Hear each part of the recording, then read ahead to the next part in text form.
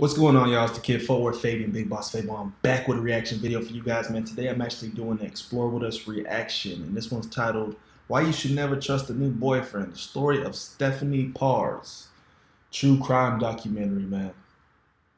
So we're covering the story of Stephanie Parze, a makeup YouTuber artist who vanished without a trace in 2019. So I guess it's associated with why you should never trust a new boyfriend or a girlfriend. And specifically, this happened the night before a Halloween in 2019. So let's hop into this reaction, man. Like, comment, subscribe, hit the notification bell. Follow me on Instagram, Twitter. It's the kid FortWorthFabian, man. Condolences out to Stephanie's family, because I don't assume this had a bright ending to it or a happy ending to it, man. Yeah, so if you have additional recommendations for like channels, true crime documentaries, put them down in the comment section below. Let's hop into this reaction though.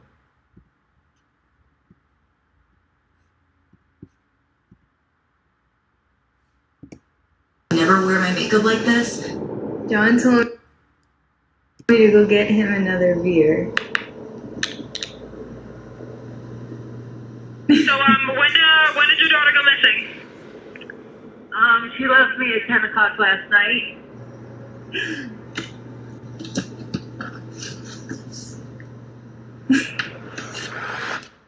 What is up, EWOO crew? On October 31st, 2019, 25-year-old Stephanie Parze of Freehold, New Jersey was reported missing by her mother, Charlene Parze. We still haven't heard from her. She's still not home. Okay, what's her name? Stephanie And last name? Parze, P as in Peter, A-R-Z-E. Okay. What is her ex-boyfriend's name, since there's a history of domestics? John Osbligen. Her mother reported that her family had not seen or heard from her since the night before when they parted ways after attending a psychic show in New Brunswick together. She gave me 3 kisses goodbye, and I just told her to call me or text me when she gets home, and I never heard from her, Charlene Parze said. Stephanie's boyfriend, John... I ain't gonna lie to y'all, when I do these Explore With Us reactions, there's 2 narrators, and I ain't gonna lie, I like the other dude better. She kind of giving me that Ferris Bueller, like a real monotone type of voice. John Osbilgen claimed to have stayed with her at her home the night before. Osbilgen also told Stephanie's sister that she was getting ready for work the last time he had seen her. On Halloween, she was scheduled to babysit but never showed up, which her family said wasn't like her at all.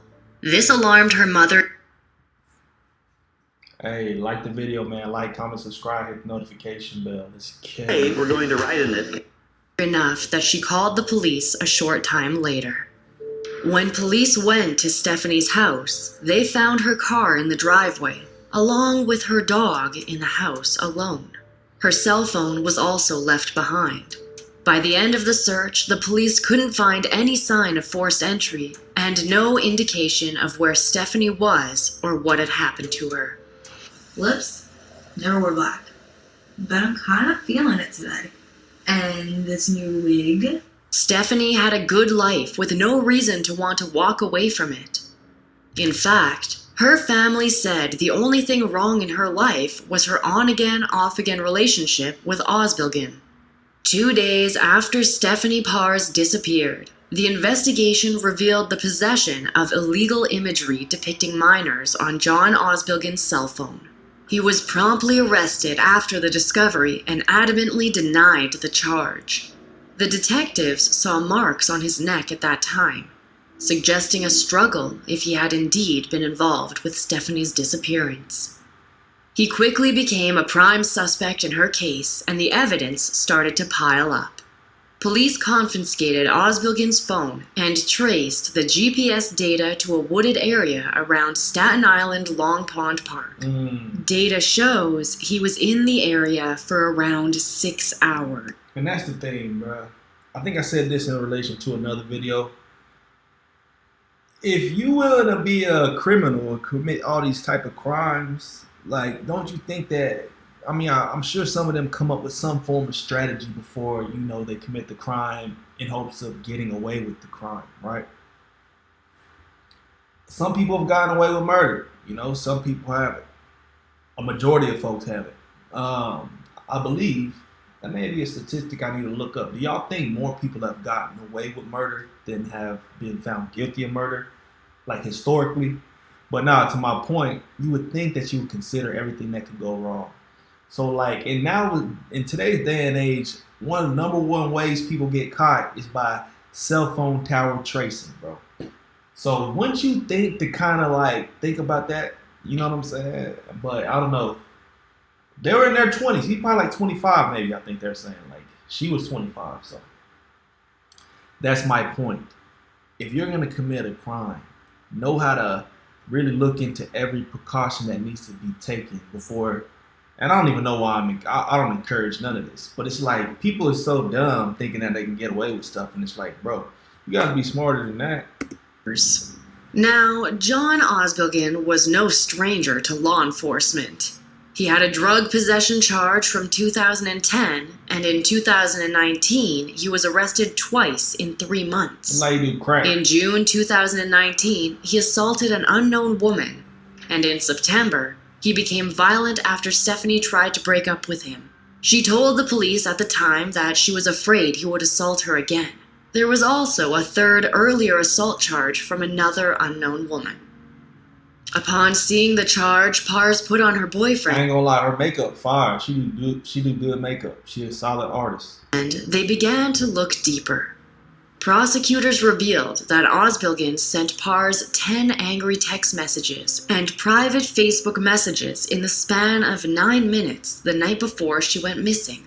The profanity-filled messages blamed Parze for the failure of their relationship. Stephanie didn't respond to any of the messages. Prosecutors revealed the text messages to Superior Court Judge Paul X. Escandon in an effort to convince him to leave Osbilgen in jail while awaiting trial. The search for Parze's remains was still very active at that time. Their efforts failed, however, and John was released on Tuesday, November 19th. Merely 3 days later, though, on November 22nd, he took his own life. He killed himself? What? That's how you know he was guilty. Tonight, a person of interest in the case of a missing New Jersey woman is dead, and many wonder if he took a secret with him. Now, the family is processing stunning news. Her ex-boyfriend, John Osbilgen, a person of interest in the case, is dead. When John Osbilgen's remains were found in the garage of his parents' house, 2 notes were discovered, scrawled on the back of shopping lists. One was addressed to his parents, and the other was to an ex-girlfriend. The note left for John's parents read, "Mom, Dad, Sal, Sammy. Sorry about all this craziness. I've been miserable for so long now, I had enough. Thanks for everything. I can't do life in prison. Most of the stuff you will hear is true. Use the pics with me and redacted for the funeral." What? He said, "Except the child." They had skipped the whole sentence. Also, you hear is true. Except the child. I would never do that. Use the pics with me and for the funeral. That was the only time in my life where I was truly happy. I want, redacted, to help plan everything with you. Tell her I'm sorry and I love her. She was so good to me. We had an amazing life. I messed it up. She only did good for me. I dug myself in a deep hole. This is the only choice. I love you guys. The note left to his ex-girlfriend read, "I love you so much, little lady. I miss you so much. I don't know what I was thinking when I messed our relationship up. You were the best thing that happened to me. I tried to move on many times. I will never feel for another lady the way I feel for you. Recently, I tried to reach out to you. You got a restraining order? Why? At that moment, I felt like my entire world ended. I truly needed you in a huge way. Look at the mess I created. Laugh out loud. Don't believe everything in the news. I hope you're doing well, and I hope you have an amazing life. You deserve it." Not a day goes by where I don't think about you and Ben. The girl in the news with me was such a piece of work. She hurt me over and over when I was already at my lowest. She was a horrible person. Please help my parents with my funeral. You are the only person I have ever loved. Sorry for everything. I wish I could go back in time and correct my mistakes, but I can't.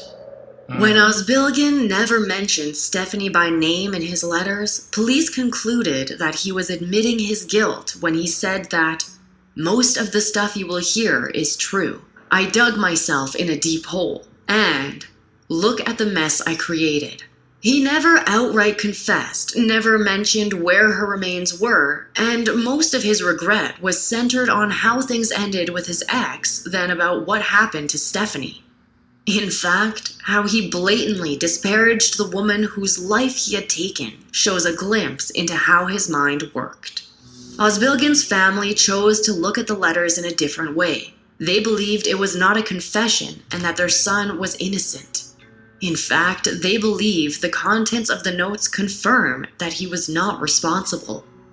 In a written statement, Haken and Cynthia Osbilligan said, "We are very sorry for her family, and we hope they can find peace through this nightmare. We don't truly know what happened to Stephanie, but what we do know is John never said that he hurt Stephanie to us or in the note he left us. We believe he is innocent, but all the pressure from the false charges and the constant searches and relentlessness caused him to take his own life."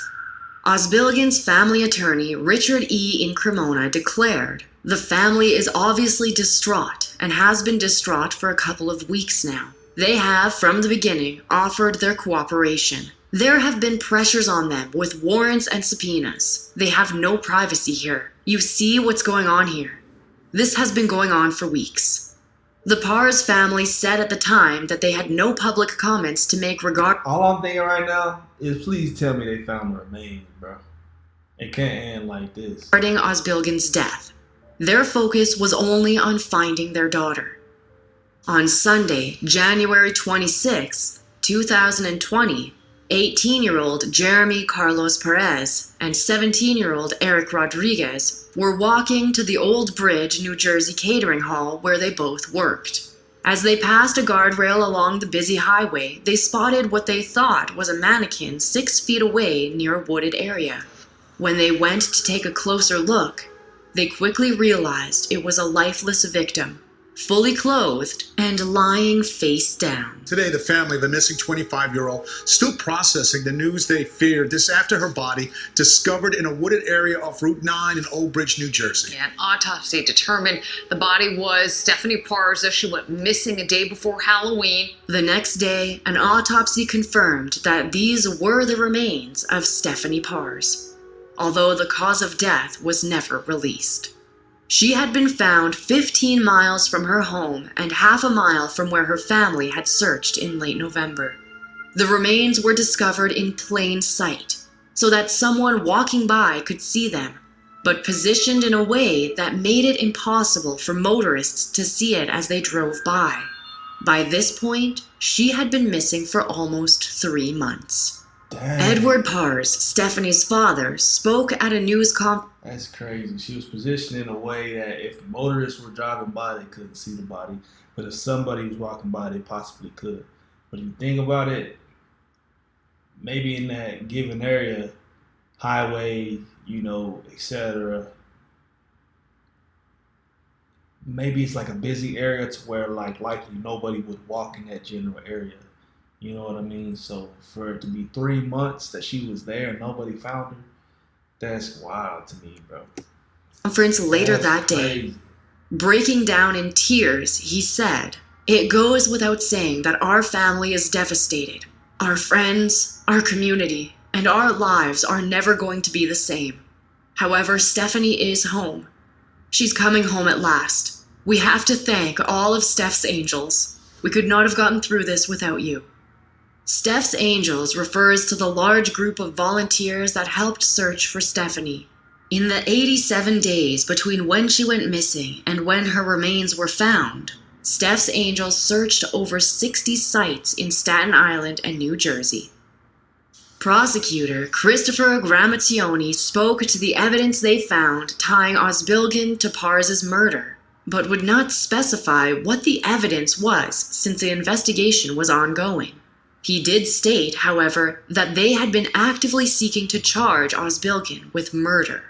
During the early days of the investigation, the police executed more than 50 search warrants. 5 of those warrants were on Osbilgan's home. During these searches, the evidence found pointed to Osbilgan as the killer. But the police say it was the notes that he left behind that confirmed what they had already strongly suspected. In regard to Stephanie Parze's remains being found, Gramazzioni said, "This was a finding we had expected since early November, but was only recently confirmed with further analysis of evidence we had seized during our investigation." So y'all weren't allowed to get a warrant prior to seize that evidence? In order to come to that conclusion, the body had to be found in order for warrants to be, I guess, allowed. Like, that don't make sense to me, bro. If y'all already had a suspect in mind and y'all considered it was possibly him, why wouldn't y'all, like, obtain the warrants, find whatever evidence was necessary in the house so that the case could be put to a close in the sense of you had your culprit, right? Like, but when the body's found, that's when they come out with, we figured we knew, we think we knew, and only the evidence we found now only further confirms. Like, what? Like, bro, law enforcement be so dumb sometimes, bro. The logic that they use make no sense. And it's always logic associated with what the public thinks. Or not even that, it's logic, it's associated, sometimes the response is associated, a majority of the response runs with the media or what the public thinks. When something comes out in the news, they gotta always backpedal. Oh, well, we had actually, man, a lot of corruption. Police don't believe anyone else was connected to Parze's murder. Gramazzioni went on to say, "No one else is responsible. The responsibility belongs to John Osbilgan and John Osbilgan alone. Police think that he murdered Stephanie either late on the night of October 30th or in the early morning hours of October 31st, before dumping her remains on the side of the road." Stephanie Parze's family said she had been dating Osbilgan for only a few months, which her Facebook posts appear to confirm. Only a month into their relationship, Stephanie pressed assault charges against Osbilgan. Needless to say, their short-term relationship was toxic from the beginning, and sadly ended in tragedy for Stephanie Parze. Ed Parze, Stephanie's father, had this to say about Osbilgan. He was a typical manipulator. He kept worming his way back in. The family had disliked him from the beginning. The first time they had met him, Stephanie brought him along on a family rafting trip, just as friends at the time. Ed Parze said that Osbilgan was just not sociable at all. "I didn't like the way the guy looked at people." In September, Osbilgan was arrested for assault, and this is when Stephanie's family became aware of his history. In order to support Stephanie, her parents went to court with her, but despite this, Parze allowed him to continue to contact her. Well, that's on you, buddy. But at the end of the day, man, Dad got to put his foot down at some point in time. Not to put that on him, I'm not saying that, but at the end of the day, man, I don't know. The day I have a daughter, I feel like that's when everything's going to come to like a certain point to where like everything changes. You know what I mean? Like, I'm going to try to protect her forever. You know what I'm saying? Like, and it may get out of control, but if I see her dating a weirdo or somebody that's lame, etc., I'm not going to let it just keep, I'm not going to idly let it happen. Even like if they break up and he keeps trying to find his way, work his way back in, I'm going to put some moves into play that's going to end that. It's going to cut that off. So it's like, I don't know, man. All I can say is unfortunate situation. If this had happened to her sisters, she would have been all over the guy, Ed Parze said. She was 25 and looking for something serious. Everything he said, he just lied. A former girlfriend of John Osbilgan spoke to Asbury Park Press and told them that she believed that Osbilgan might have suffocated Parze. This ex-girlfriend was the same one who filed charges against him in June. However, it is not clear if the unnamed ex is the same one that Osbilgen references in his notes. The ex-girlfriend also confirmed something that was evident in the notes. She had been in contact with him during the investigation and said that he showed no concern for Stephanie Parze. She also stated that he had recently begun stalking yet another ex-girlfriend. This might be the woman Osbilgen references in his notes, as the woman had filed a restraining order against him. On January 21st, 2020, 5 days after her remains were found, Stephanie Parze was laid to rest at St. Rose of Lima Cemetery in Freehold, New Jersey. Earlier that day, mourners packed the St. Rose of Lima Catholic Church to honor the young woman whose life was cut so tragically short. These included family, friends, volunteers, and people from the local community who had taken an active interest in the high-profile case. I've never seen myself in this type of makeup before, and I'm actually really excited about it, so... Rather than just dwell on her murder, the family chose to use the service to honor her life. In a program handed out to the attendees, the Parze family said, "We would like to thank you all for helping us celebrate Stephanie's life and spirit. The support, love, kindness, and friendship during these last 3 months gave us strength, lit our fires of hope, and renewed our faith. We are forever grateful. It has given us comfort to be surrounded by family and friends in this time of grief." Underneath a picture of the Parze family standing in front of a waterfall, they wrote, "Your angels have found you and guided you back to all who love you. The pain of not knowing has subsided now that we know you are safe and sound in heaven." The family described Stephanie as feisty and independent, a spitfire, and a 4'11" firecracker. They also said she was giving, fiercely loving, and protective of her family. Ed Parze states she had a generous nature that Osbilgen took advantage of. Shortly after Stephanie Parze's remains were found, the family created a foundation in her name and honor. The family has been very active in their work for the foundation. Thanks! They have appeared on the Dr. Oz show, raised awareness, and actively joined in assisting in other missing person cases. If you enjoyed this... That's crazy, man. R.I.P. Stephanie, man. Homie looked like he was on steroids, too. I'm talking about the Oz kid. Like, he probably has some anger issues, man. Let me know your thoughts on that one in the comment section below. Like, comment, subscribe, hit the notification bell. Follow me on Instagram, Twitter at FortWorthFabian. Road to 1 million, man. I'm going to be doing more of the Explore With Us reactions. But, like I said, I prefer the other gentleman who narrates some of these. His voice is just a little bit more, engaging, so to speak. But yeah, if you have additional stories, recommendations, put them down in the comment section below. We're on the road to 1 million subs, man. So hey, help me get there. Share my content, like my content, comment. Like I always say, comment. We'll catch you guys in the next video. We out.